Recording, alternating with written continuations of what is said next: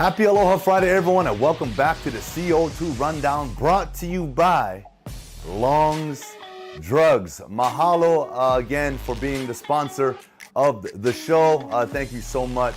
And thank you all so much for tuning in today on this beautiful Aloha Friday. We've got an exciting show for you guys, as always. So let's dive on in to the CO2 Rundown.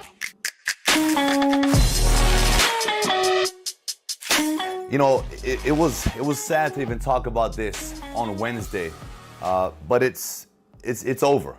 And what I'm talking about is the skating, the figure skating competition, where Russian skater KAMILA VALIEVA tested positive back in December for a banned substance, banned heart medication, and it only surfaced last week, but they allowed her to continue to compete, which, as you know, created an uproar.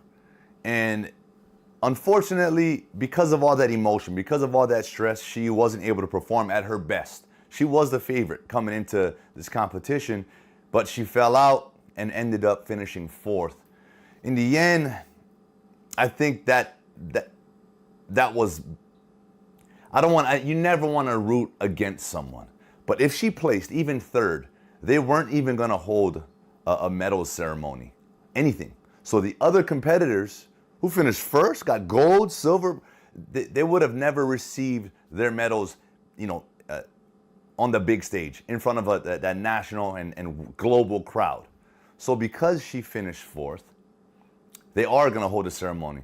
And the first, second, and third place finishers are going to be recognized, and their countries are going to be represented globally. And so, you know, it still came out to be a positive for those other athletes. But I got to say this, man, like being 15 years old, whether it was an accidental cross-contamination, whatever it is they're claiming that happened to get that drug into their system, it's just very unfortunate. Number one, if it was a performance-enhancing drug attempt, 15, you know, I'm going to blame the coaches. Right? That's who I'm blaming. You know, you're 15 years old. Yeah, you want to compete. You don't know. You're just trying to, you know. So I'm going to blame the coaches. And I'm praying that it's not. I'm praying that it wasn't, you know, that they didn't know and it was an accident. And on the flip side of that, being 15, I've got a 16-year-old daughter. And all the emotion, everything that comes along with that, this big global news. Now, how is she going to, her mental health? And that we've talked about that before. In sports, mental health is one of the biggest topics in today's world of sports. And so I'm just praying that, you know, KAMILA, you come out of this mentally clear. And you know what? Don't worry about fourth place finish. Don't worry about, you know, the allegations and the digging that they're going to be doing.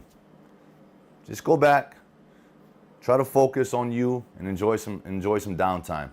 And I just encourage all athletes out there, hey, just continue to work hard. It's hard not to compare yourself to others. Want to be bigger, want to be stronger, want to be faster. But at the end of the day, doing the right thing, you're going to win always, no matter what. Jason Kanashiro has an article in today's Honolulu Star-Advertiser highlighting University of Hawaii Rainbow Warrior men's volleyball player Cole Hogland, who sort of blazed his own path. He's got older brothers who's played basketball, went on to be on the Olympic team and do big things professionally.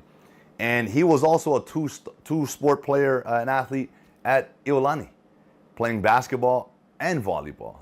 And he decided, you know what? I'd rather be blocking shots above the net as opposed to, you know, blocking basketballs or dunking, whatever the case may be. He chose the volleyball route, and it's paid off, right? He's got a national championship ring. You know, he's going to have an opportunity to play, you know, on a national level in the Olympics. So there's all sorts of things that are in Cole's future. But the biggest thing, and again, I relate to this because I've got a son who is, I guess, not in my shadow, trying to follow my footsteps, but that relationship, whether it's an older brother or a dad, right? There could be some pressure there. And the fact that you can make your own decision and say, I'm going to do this, right? That speaks volumes to his character. And you know what? Just a side track, go back to my son. You know, hey, he was a multi-sport athlete as well. Baseball, football, and he thought about baseball. He could still play baseball, but he made the decision that you know what? I want to play football, Dad. I want to walk on to University of Hawaii. That's what I want to do. All right, just as long as that's what you want to do. And so I'm happy for my son that he was able to make that decision. And Cole, man, proud of you, man, for really taking it upon yourself to do what you want to do. And that's the message to all the athletes out there, all Hawaii athletes. Hey, do you. Don't do what others say you should do. Do what you want to do. Play the sport that you want to play. And at the end of the day, that's all that matters. Let's go Bows. The Mecca of golf here in Hawaii. So much history at this place, and I've talked about it before. Alawai Golf Course, right? There's been a talk on, okay, what are we going to do with these grounds? What are we going to turn it into? Top Golf was one of the things, but that project got put on pause. And so in the meantime, the Hawaii State Junior Golf Association / First Tee Hawaii, right, they're going to be operating that center. A new and improved driving range, putting green, chipping area. They want to make this the sort of home base when it comes to golf, especially junior golf. Golf is that sport where, you know, and please, golf, I golf, okay, but don't take this the wrong way. Golf is something that, in my opinion, anybody can do, right? If you have patience, if you have the ability to want to learn, anybody can do it, right? You got to get coached the right way, and that's what they're going to be doing here, all right? But not anybody can just go and play basketball and play football, and there's a certain physical, you just got to have a certain physical ability. And at the end, even if you have the physical ability, that doesn't equate to you being a good basketball player, a good football player, right? But I think golf is one of those things, especially at the younger age, if you can develop those mechanics, right? Your stance, your shoulders, right? That plane, and just developing that swing and that consistency and everything that comes into the game of golf. Anybody can do it, and especially if you apply it at the younger ages. And so golf is a game that's on the rise. It's been around for years, but I think it's becoming more popular. Yeah, social media. Yeah, let's just talk about Top Golf. It's becoming, I guess, more fun, whereas before people looked at golf as almost like a prestigious sort of game. In the realms of polo, it's only for the wealthy. No, golf is for everyone, and especially here in Hawaii, where we have a lot of great golfers that have come out of this place, and the game is growing, and it's just more opportunities for our athletes, and that's what I'm excited about in creating, turning the Alawai into this sort of home base facility. And you know, when I started out golfing, you know where I was going to go hit balls at the drive range? The Alawai. That's where I'd go. That's all I knew. So that tells you about the history of that place. And I'm glad that it's still going to be part of golf here in Hawaii, and the future is bright. I can see it. So congratulations to the Alawai Golf Course, and good luck to everyone that is coming on board. Mindy Pennybacker has a column today in the Star-Advertiser highlighting the sport of surfing. And what she talks about is how in today, and what she noticed, there's a lot more maybe compassion, sportsmanship, and things like that in the game of, in the sport of surfing, especially out there during competitions. You know, she talked about how Seth Moniz embraced Kelly Slater at the Billabong Pipeline Pro after he knew that Kelly had won, and just shared that moment. Well, number one, that's a legend for him, an icon, a mentor, someone that he's probably dreamt of competing against and surfing with, especially at the, you know, historic pipeline, Bonsai Pipeline. But she talks about how in the past it was so cutthroat. The competition was so high that, hey, you're not celebrating your competitors, right? You're upset. And let's just be straight. No one likes losing. But I think what she's saying here is nowadays people are starting to appreciate greatness more. Okay, when you can appreciate greatness, especially from a guy like, Kelly Slater, who's been around and has been doing it for a very long time, you appreciate that, you respect that. He's the GOAT. He's the GOAT in the game. Tom Brady's, Kobe Bryant's, Michael Jordan's, LeBron James, the guys that are best. You respect it because you know what they've been through. And they've done what you want to do. And so, I love this article. I love this topic.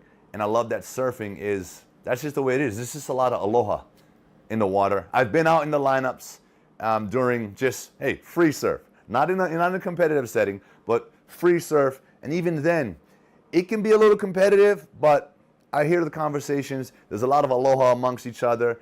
And at the end of the day, we all do it for one reason. And that's to enjoy the Mother Nature, to recover, and just to kind of escape that everyday grind that we're all in. So dive deeper and check out Penny's article. Let's go surfing. Both our men and women's Rainbow Warrior basketball teams played last night. Our men were on the road. Our women were at home. They both took on UC San Diego Tritons. And let's start off with the men's team, right? They took care of business, right? They dominated that game. I feel as if in all facets, multiple players in double figures, just exploding and showing their dominance and their talent on the court. On the flip side, our Rainbow Wahine, they were struggling early on, right? They were down by a lot. But they scrapped, they clawed, they fought their way back into this thing and tied it up. And in the last second of the game, right, UC San Diego hit not a buzzer beater, but 1 second left. They hit a shot and to win 62-60. And it's unfortunate, but I'm going to say this. True character is shown when your back's against the wall, when you're faced with adversity. And I talked to you guys about the game of basketball and how it's a game of runs. And when you're down by a lot, double digits and more, it could be easy to throw in a towel and be like, man, things aren't clicking. We're just not doing it.